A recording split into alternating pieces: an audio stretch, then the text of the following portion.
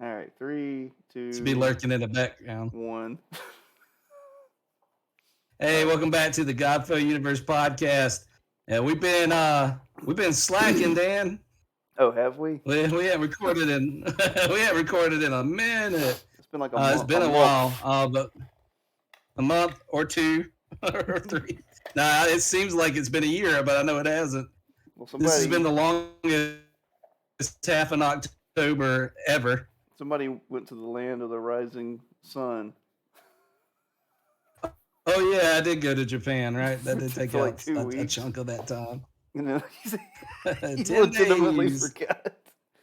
Well, it was 2 Sundays. That's Nah, what I matters. didn't forget. And There you go. then I was sick. I had hand, foot, and mouth disease, which is like way grosser sounding. Couldn't happen to a nicer guy. I still have like the whatever dots from it on parts of me. Leprosy. Yeah, the worst part is every single one of them peels. Like it's really gross. Like so now I have like holes with like the skin like coming off. Yummy. Yeah, but where it was all over my scalp. It was like getting skin in my hair. It was really gross. I know that had to drive you crazy. It's like back. Did you have chicken pox as a kid? I don't. If I did, I don't remember. I remember having chicken pox in my scalp, and it drove me nuts. Not all of us grew up in 1948. Getting like oatmeal baths and stuff. It's like your red wagon you're pulling behind you. I did have a wagon. You know what you didn't have? The proton pack. I would have. So I went in Ollie's. The other day to see what kind of graphic novels and stuff they had. No, they have much better crappy stores in Japan. They have Don Quixote. Is that really a store in Japan? Yeah, dude. There's like 5 of them. There's this gigantic.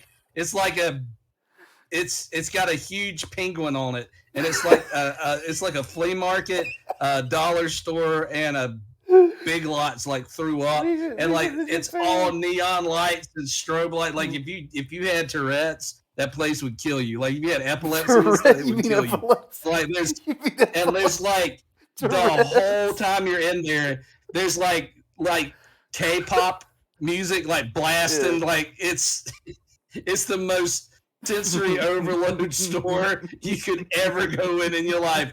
And I went through all 6 floors of it looking for a G USB lighter that they had never heard of. A USB lighter, GGG? I wanted to bring that. I wanted to find one of those for you so bad, and they're like, what? I'll see if I can. I showed them the video. They were like, sure, yeah, they did not come from Japan. They were not available, but in Japan called Don Quixote's that has a penguin. But they don't call it Don Quixote's though. If you ask them about, they call it Donkey Store, Donkey. So you go to the Donkey Store, and they have like all kinds of crazy costumes and like one bag costumes, like onesies and stuff. So you're like, I have no idea. It's the weirdest store. That's the weirdest store ever. Japan just shoves all the stuff from all the other stores. So it's their Ollie's, you're right. Dude, that store is overkill. But anyway, to go back to Ollie's, I had stopped in there looking at graphic novels. And in the like clearance aisle of toys, they had one of the new proton pack toys. And I'm like, I could buy it, but then I'd break it. Because you're poor. Because I'm poor.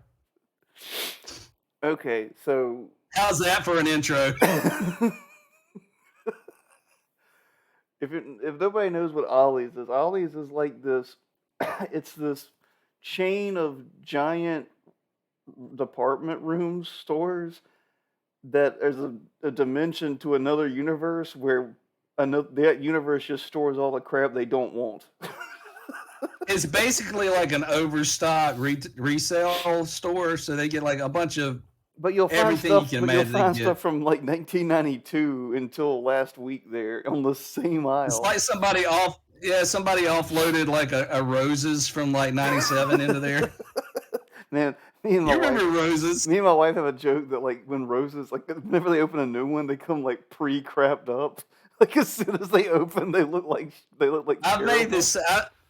I've said the same thing about Dollar Generals. Like Yeah, they, as soon as they open, they're every trash. time you go in, yeah, they're already garbage. Like, how did you open a store and it already looks like it's a third world country in here? And like It looks like Israel and Palestine are fighting on the food aisle, and it's only been open for 2 days. a two-steak solution. It's ridiculous. It's like that lady just got hired, but she said she's been here for like 10 years. It's like that Dave Chappelle skit where he's at the copy store and they have like the bucket of doo-doo butter to splatter all over Yeah. the toilet. They go into Dollar General, just splatter doo-doo butter everywhere. It like comes pre-stocked with like meth on the floor. But yeah, Needles. so yeah, that's what Ollie's is. Ollie's are these weird little stores that have everything. You'll find like 30 games plus CDs for Windows 95 right beside like Modern Warfare 8. They got good prices on almost everything. So like you can get a bunch of graphic novels that are like $16. You get them for $2. Like Ollie's provides for the community sometimes. You're like, hey, finally really does. someone will buy Grant Morrison's work. Man, he's awful. That's a whole other tangent, but that is. But yeah, so Donkey I was in Days Japan. is the Ollie's of Japan. Ollie's wishes. So you were in Japan for 10 days. Yeah. 10 days in Japan and mission trip that we took, and then we got home, and then about like a week later, my wife and I went to Kentucky for a week to the ARC encounter for What a a conference. downgrade. So, I know, right?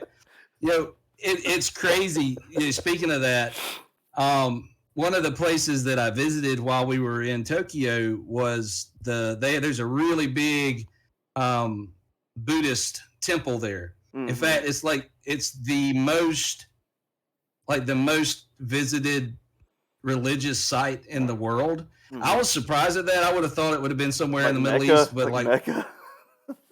That's what I was expecting as far as like the number of people that come. Apparently, that temple is the most visited religious site in the world. And what's interesting is the yeah. They counted you as visiting it. True. The ARC encounter in Kentucky is probably the biggest, like, I hate to say this, but like Christian, I don't know, tourist destination. I asked one of the guys that was working there, like, how many people come here a year?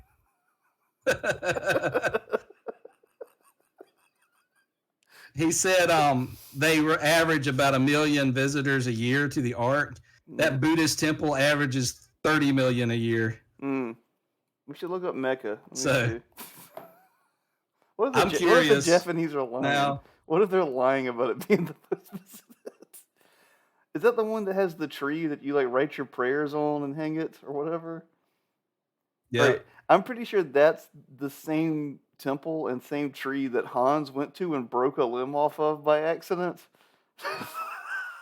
That makes sense. Old Lore Master Hans he was destroying. He was like, I'm pretty sure it was Japan. He was in there for the Navy, and like he like signed this little paper and he like hung it, and he pulled too hard and he broke a limb off, and they had to purify him because he was like cursed. All right, so Mecca and Medina receive over 3 million pilgrims a year. Really? Huh. Yeah. Seems they're slacking there.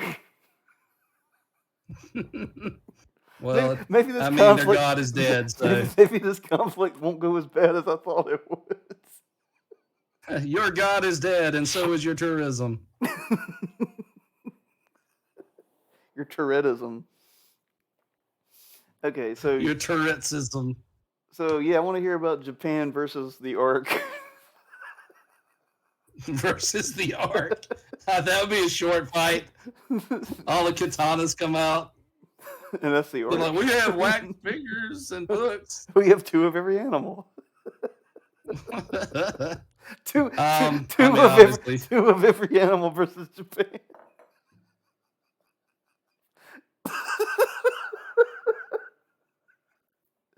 Mm. I'd pay to see that war. That'd be a short war For who? for both of them. It'd be over really Where does fast. Godzilla go? He's in Shinjuku. I got pictures I'm with just saying, him. like, he's an animal, but they only get 2 of him. There's like 8 Godzillas. So That's true. Japan has vastly more Godzillas than the Ark does.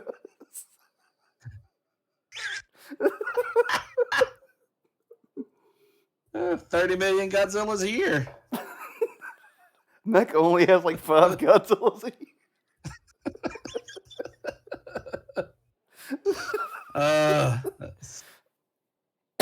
Okay. Man, that's So funny. I'm so confused. You were in Japan, then you went to Kentucky. So where do you want to start with that? Like, how was Japan? Like, how are they doing over there? All right. Well, better than us in a lot of ways. Yeah, cleaner. That's crazy. Like, it's the cleanest place I've ever seen. Like, there's no litter anywhere. There's no trash anywhere. It's huge, like largest city in the world, like mind-blowingly huge. And like all of those buildings, no graffiti. No graffiti on the trains. No graffiti on the buildings. None. It's the cleanest, most organized place I've ever seen in my life. You know, it's interesting. Like, they're very successful. Like, they're very technologically advanced. You know, their economy is really strong over there. Although, like, the yen to dollar transfer was definitely in our favor. Mhm. While I was there, it was like 147 yen to $1. So, like, we live like kings in Japan. But yeah, it's interesting. They're also, like, they have one of the highest suicide rates in the world. Like, they're incredibly depressed people. Despite all they the also- religious they're- visitors.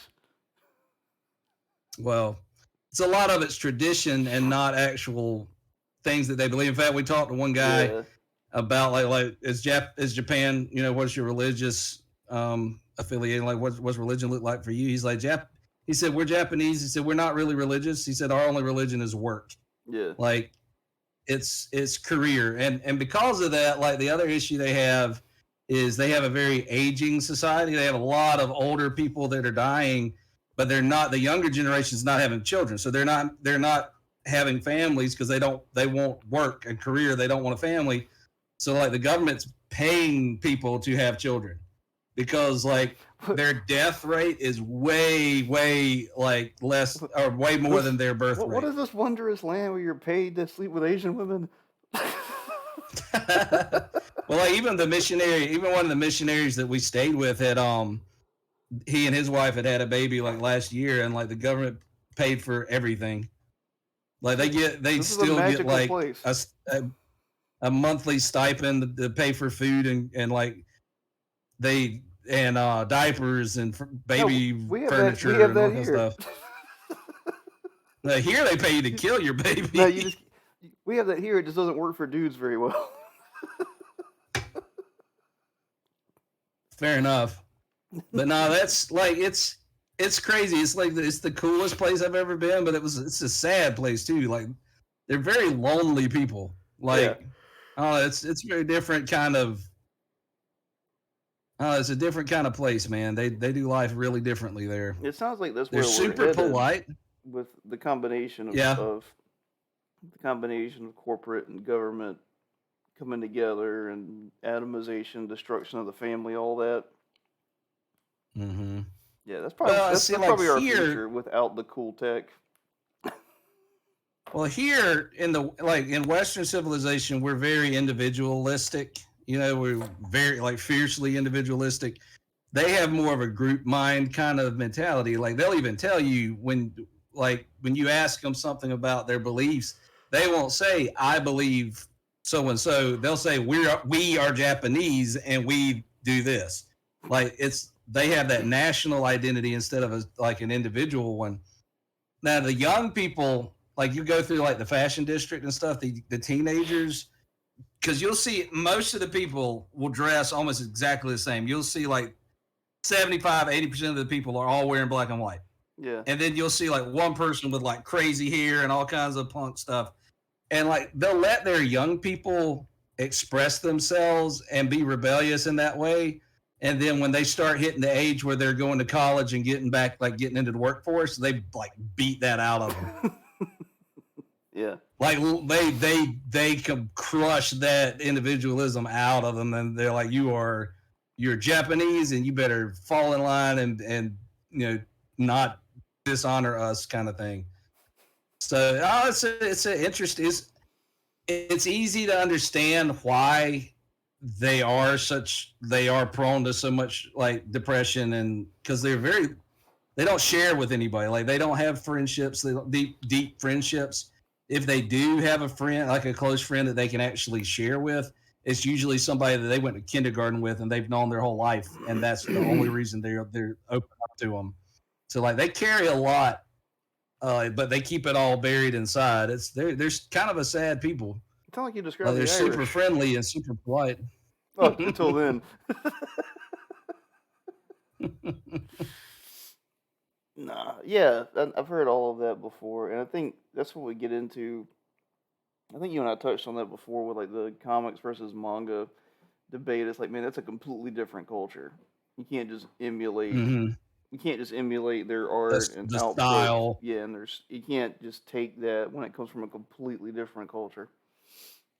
Yeah. Speaking of that, I thought this was interesting because, like, obviously, as a fan of anime and manga and all, I couldn't wait to go to a store in Japan for that. Dude, like, it's big here in America, but it's really big there. Like, Yeah.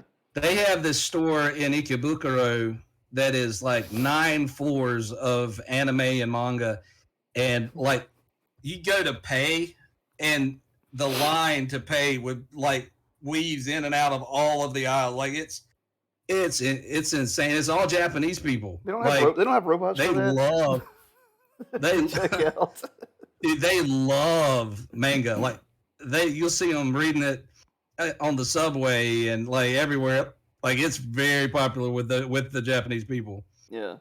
So I guess I thought it would just be like not that big a deal to them and a big deal to us, but it's a really big deal to them. Like you'll see ads all over the walls in the train stations and up on the street. Like it's advertised everywhere. Like it's a huge part of their pop culture. Well, I remember that in video games being why, because I mean now they're facing so much stupid Western censorship and stuff. They make fun of it, but like they like and the music too. Like they remember them straight up being like, we don't need Western money with these things.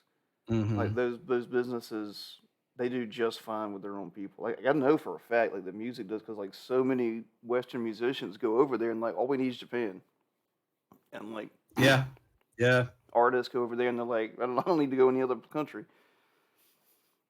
Yep. Yeah. It's they love their fandoms over there, man. It's crazy. It seems like it's a land of extremes. Yeah, that's a good way to put it. And like, you see there's no crime. Like you don't like literally we would be walking home back to our like training center where we were staying. It'd be 10 o'clock at night on a Saturday night or something. You'd see 12-year-old girls riding their bikes. Which they may have been 20-year-old boys, like, but no, I'm serious, man. Like kids are not like they're safe. Yeah. Like they're safe. Nobody worries. Like nobody gets mugged. Like nobody gets pickpocketed. Like it's the safest place I've ever been. But it's that honor shame society. Like nobody would ever even think to do something that uncivilized there. It's crazy. But then on the flip side of it, like the sex industry there is insanely in your face. Ugh.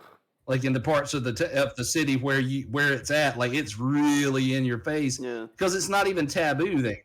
Yeah, that's creepy. It's weird, man. It's weird. Like you're right. There are pretty big extremes of things.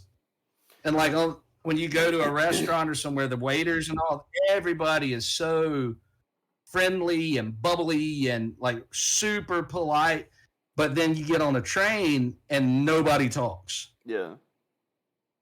Nobody interacts at all. Even families don't talk to each other on the train. Like even our guides are like, you guys are Americans, but like you've got to be quiet. Like you can't be yourselves on these trains. Yeah, this isn't Detroit. You can't be loud Americans here.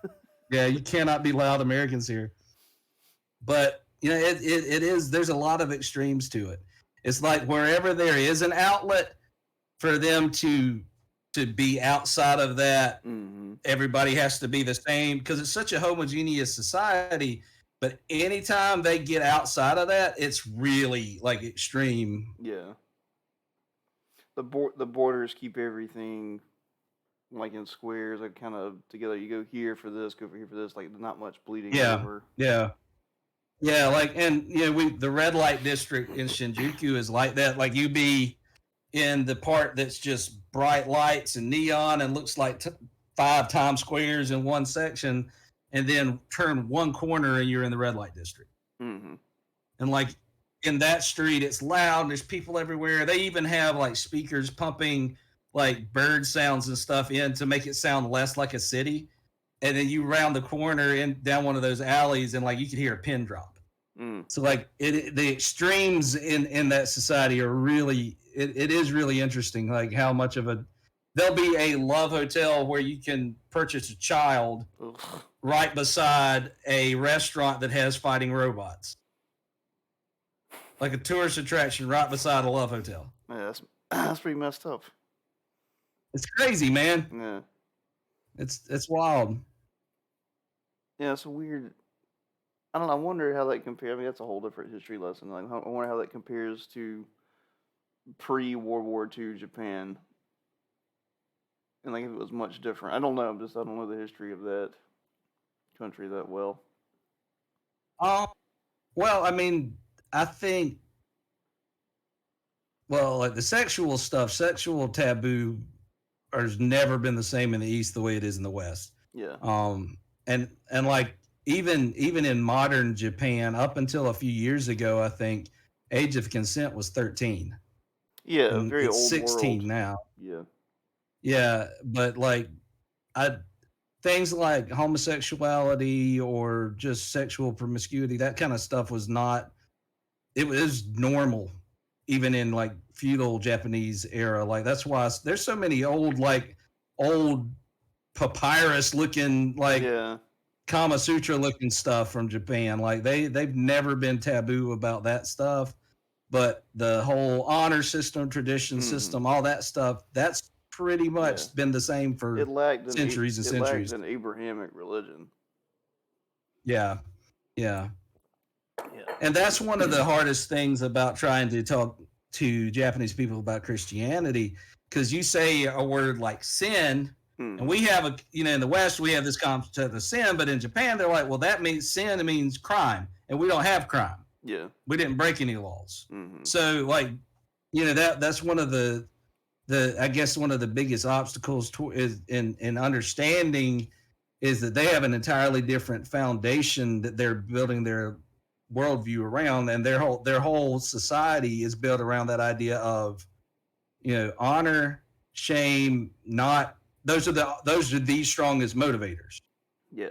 And America doesn't operate like that. We're not ashamed of anything. So, well, and that was part of the theory, like why communism took so well to Asian countries so quickly, is because it was already, a lot of them were mostly homogenous in a lot of ways, and the ones that weren't at least didn't have major cultural differences. I mean, like China wasn't technically homogenous, but it was close enough that it not wasn't like Japan is. Yeah, but it wasn't like Europe where it was like 14 different nationalities or different races or stuff like that together. But the kind of group think, the kind of hive mind idea of collectivism, it just shot up out of nowhere because of that. Yeah. Well, I mean, that's why it's hard for Japanese people when they do hear the gospel and they won't, it's a hard thing for them to commit to being Christian, because then, you got their family say, well, okay, so you want to go to Christian heaven? You don't want to be with your ancestors? You won't be with us. We're buried here. So you're going to a Christian heaven. You don't love your ancestors anymore? Yeah. There's a lot of hurdles to any kind of change for Japanese Yeah, people. pantheism, just the start of Yeah, yeah, yeah. When we say to somebody, well, God, this, they're okay, which God? Because we hmm have thousands. So, Yeah, you pick know, one. yeah. Pick one. Yeah, that's a pick Pick one. one, Pick Jose. pick one from Don Quixote. Donkey store. So, yeah, that's a weird because Christianity's been around in Japan for a long time. I don't think people realize that. Like, the Catholic Church went there a long time ago. It Mm-hmm. just I don't know if it. I don't think it took off. I mean, I think Catholicism probably took off better than any other Christianity did there, but it still wasn't a massive, massive cultural change like it was in most of Europe. Well, I think there's a couple of reasons for that. For one, you know, early on, the Japanese, like the emperor, would let the Jesuits in more because they were interested in trade with hmm Europe. And, but it wasn't long before they just started crucifying and killing the Christians. They did, Yeah. because it became more of a threat than a something that we can use to modernize Yeah. Japan. Um, and then like there were efforts in their early up around the time of like the 40s and all. There were efforts to bring Christianity in, but it never took root. And then after World War II, hmm it's only been in the past like 15-20 years that there's been any real attempt to bring Christianity into and it's interesting because it is a free country. It's an hmm open country. There's no censorship there, but the vast Well, majority of people that you talk to, they have no concept. well, except for I think for Islam, I think they were pretty opposed to that. I think they made the like laws against Well, yes, Islam. they've Yeah. had a well, and they're very suspicious hmm of Christians because they've had a lot of cults in Yeah, Japan. yeah, yeah. They kind of They spring have up they've out of had a nowhere. lot of they've had a lot of problems with cults through the years. Even especially that death cult that did the hmm sarin gas attacks and stuff. hmm In fact, that's why like when you go to Japan, one of the things that's kind of I guess an inconvenience is that there's no trash cans. Hardly, at least in Tokyo, there's hardly any trash cans. So like when you drink a drink and you're done with it, you got to just kind of carry it around until you can find a recycling station hmm because after those sarin gas attacks, they like took away almost all the trash cans Yeah. because that's where some of those bombs and stuff were placed, and they never put them back. So like, there's hardly any trash cans around. And but they're very like when you first we did 5 minute English, so we'd like hold up a sign and say English conversations, and they'd come and they were several people would be really suspicious, like, is this a cult? Are you a cult? Like You're like, well, technically, but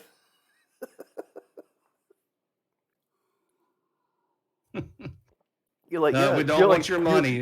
are you a cult? Yes, the most successful one in history. Well, they want to. Their concern is: are you about to ask me for my money? Yeah. Do you want me to pay something? Do you want me to sell my house There's a and joke join there. you? Because There's a that's the joke kind of there. stuff that happens.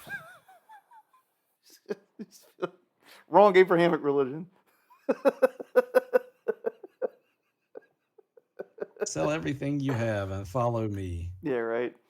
But no, that's an obstacle for them, and like they've had a lot of people because they are hungry for something that makes them feel like an individual, even if they maybe don't realize it. hmm But yeah, they've been duped, Well, by a and lot of. on the opposite end, the opposite's happening in the West, where like we don't have connections to a greater culture.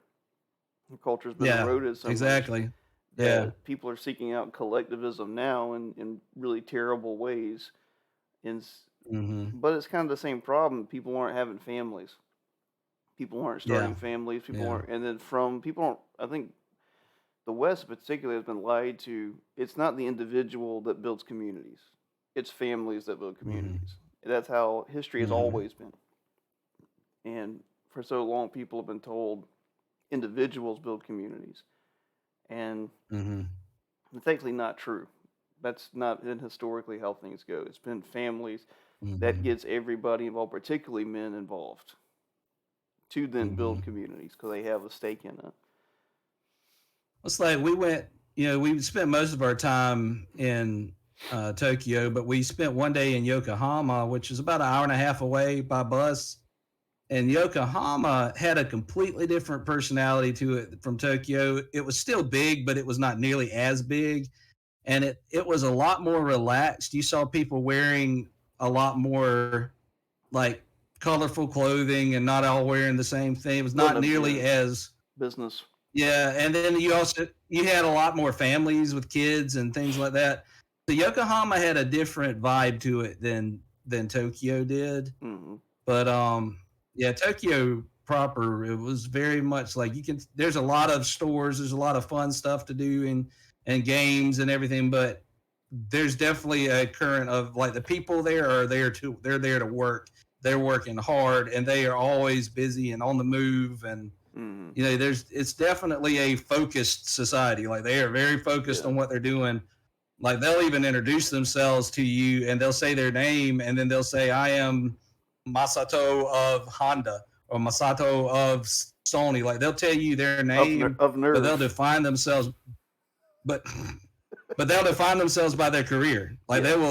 their identity is wrapped up in where do they work. I represent Honda. I represent this company. Hmm. Yeah, I know they It's have to interesting. they have to like sing pledge songs to their corporation and all that kind of stuff.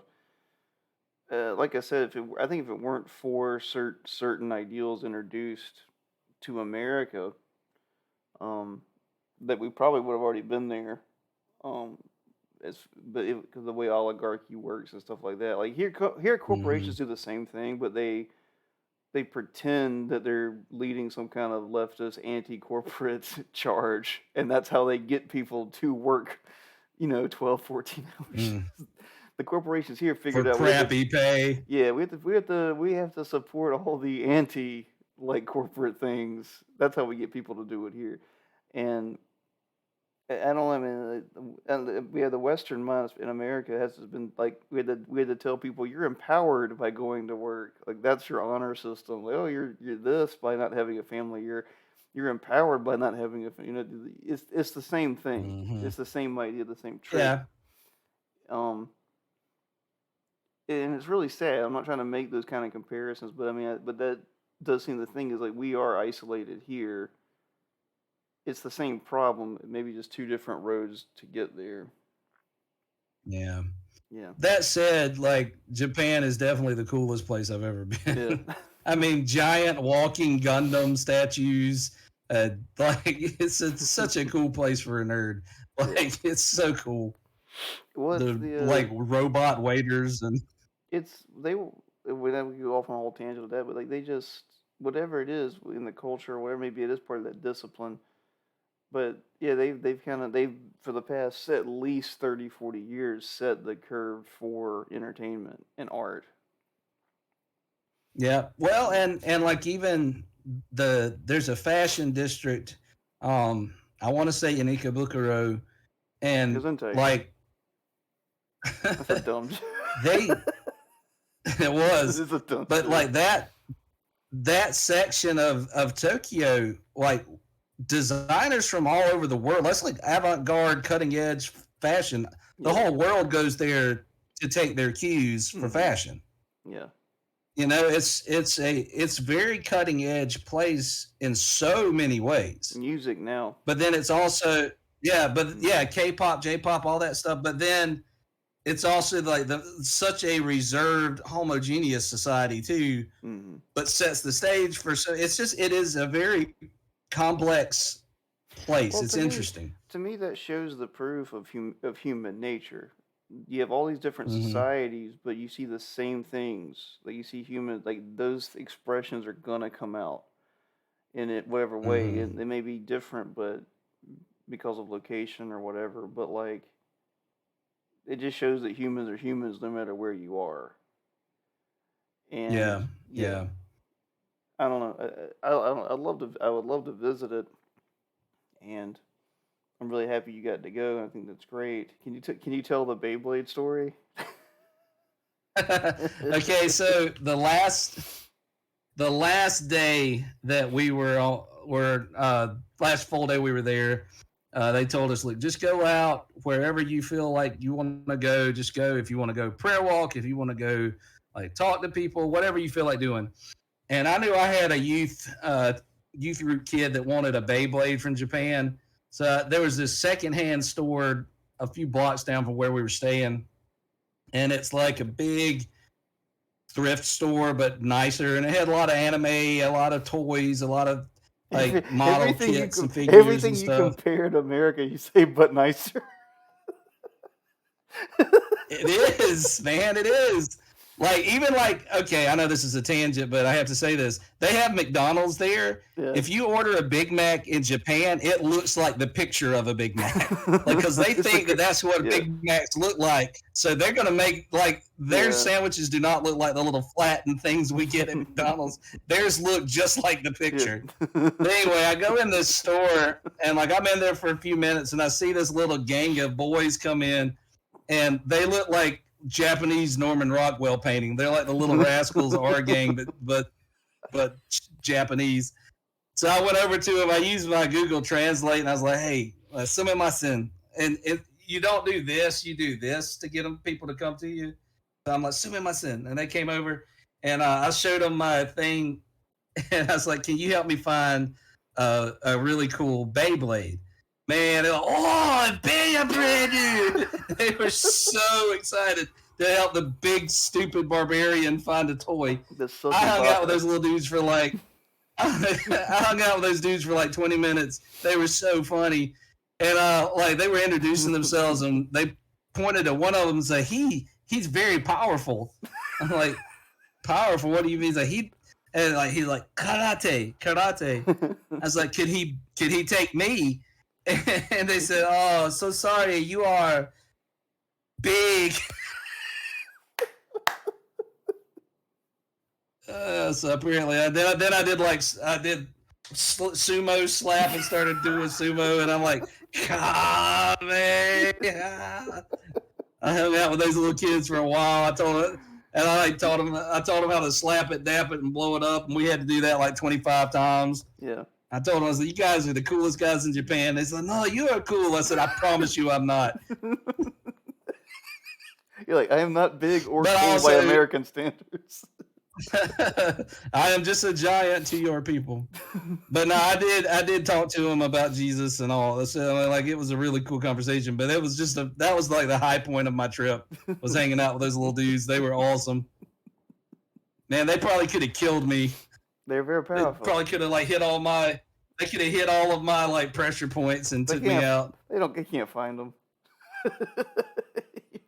You're like, I am too They're too powerful. sheathed. They're sheathed in fat. That's called freedom juice. I will tell you, dude. I will tell you though, man. The food Yeah. in Japan is so good. It's so good. What I can't it's wait the for best. is someone who actually knows Japanese history and culture to just listen to this and be like, oh man, these guys are so stupid. Hey, that's fine. Tell me if I'm stupid. I'm going back. I need to know if I'm stupid. He said, what was the one thing you ate that you hated? He said it was one thing. Natto. So it's like this. Apparently, it's only like you can only get it in Tokyo. We had several people that we had conversations with because they like to talk about food.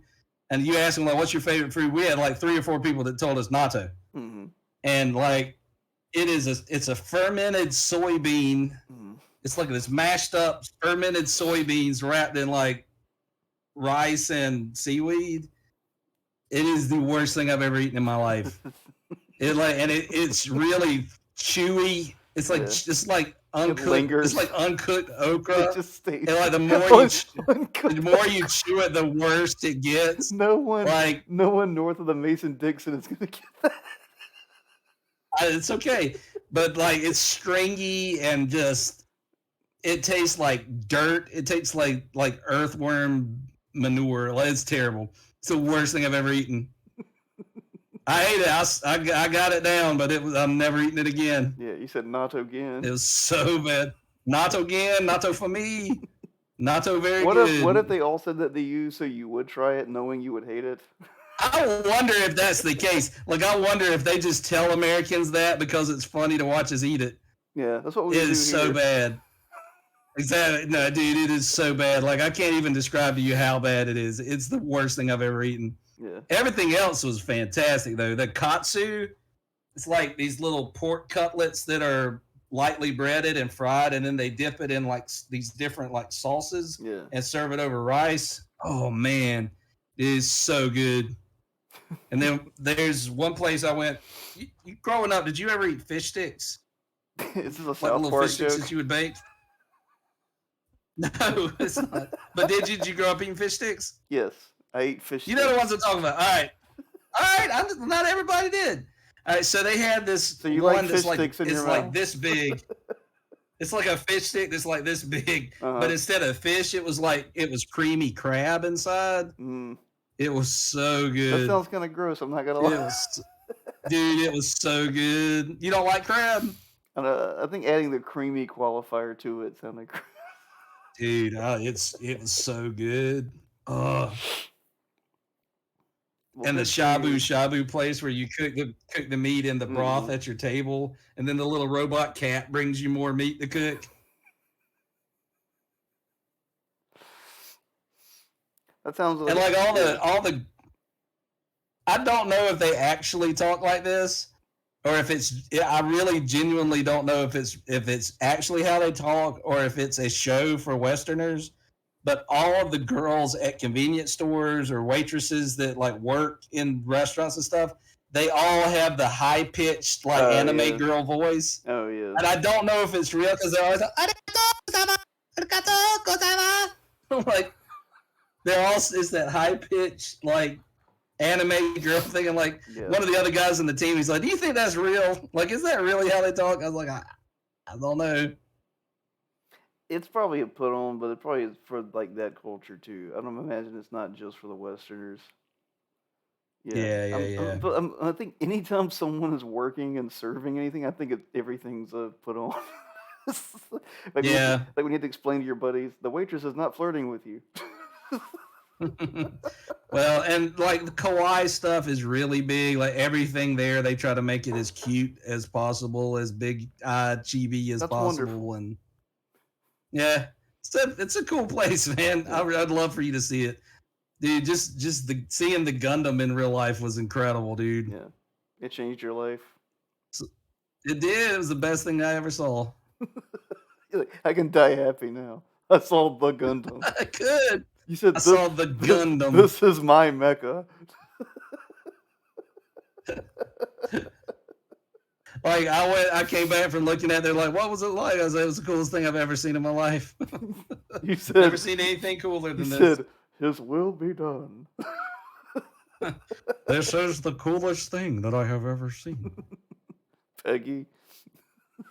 All right, well, catch us up on Apollyon. It's coming out very soon. You have Yep, what, just very a few soon. more pages.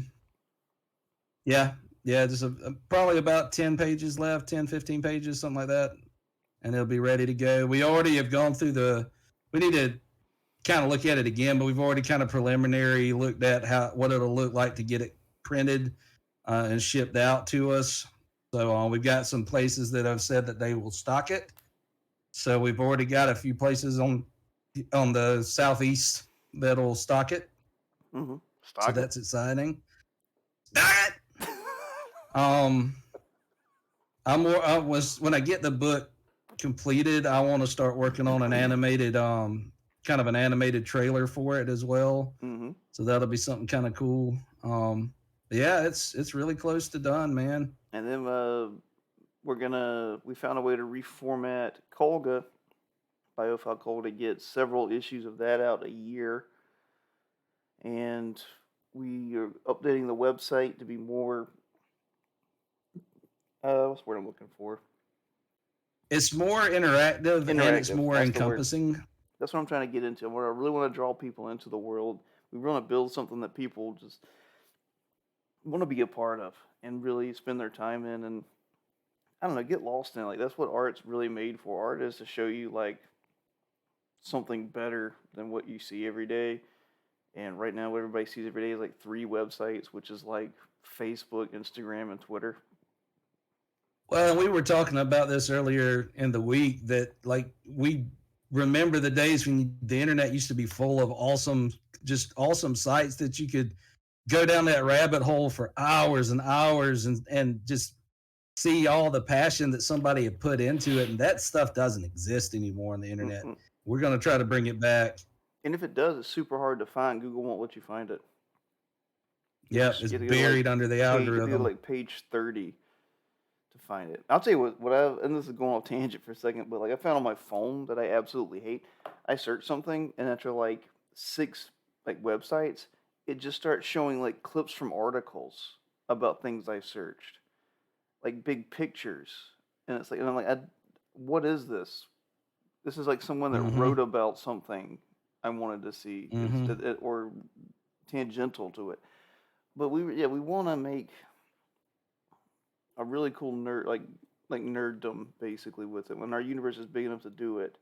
So when Apollyon launches, you're gonna get the book, and then the site's gonna be free. You're gonna have the Lamentations, which are some tangential companion piece writings that's already available. You can go read. You're gonna have the Revelations, which are like a new one of those. You're gonna have short films. You're gonna and you're gonna have a podcast and different things that we're gonna be updating and keeping it going for. In each time an era comes out, it's gonna be that. It's gonna be a living fandom and a living universe. So. And and we've talked about it before, but like once we get all this up and running and start getting it rolled out, one of the next steps will also be like introducing basically a sandbox for you people to play in too, Mm-hmm. to a canonization pathway for fan fiction and stuff. So like we're excited about all of this stuff. Yeah, it'll no I know it's longer. taken longer. Yeah, it's taken a little longer than we expected, but we're doing it right, and we're not going to ask you to Mm-hmm. invest in it until it's done. So, uh, you know, Yeah, that's the thing. if we We saw could have put pages up that a need to be Kickstarter. redrawn, we're redoing it. Yeah, we could have put up a Yeah, Kickstarter months ago, but we just thought that would be lame to have people pay for something that's not yeah, done. yeah. So it's we've had to drop back and punt a little bit with some of it to make it better, Mm-hmm. which is And doing more. worthwhile. Yeah, not taking Yeah, away yeah, more. yeah. We're not subtracting, but yeah, adding to it and making it better than it was. So we're Mm-hmm. we're really excited about it. We're very pleased with how it's coming out. So it won't be long before you'll be able to have it in your hands, and before we be able to get that first chapter out to everybody to be able to just read it. Um, Even before you were to, or even if you don't buy it, you'll get Mm-hmm. that first chapter as will be available to read. Full 90,000 word novel as well. Mhm. That's done. That's just whenever we decide we want to put it up there and introduce that era as well. But we plan to do it very soon after Apollyon. Like the first one is Mhm. Apollyon, and then this will be the last one. And if we can find another artist, um, another series called Blitz Beast that we can do. So very Yeah. exciting stuff. And I'm glad you're back, Josh. And I'm glad we're back. Yeah, I'm glad to be back. Yeah, we're gonna be doing this again weekly. And I think I'm gonna have Colin on here. He agreed to come on and talk about the hellscape of advertisement that we've been seeing and films and stuff. So Sounds good, yeah, man. look forward to it with you guys. Yep. So as always, like, subscribe, follow if you haven't done that yet. Click the share button underneath these videos. With if you see it on Facebook or Instagram, click that share button, get it in front of other people. And as soon as we have the book available, we will make sure we get that to you. All right, see you. Peace.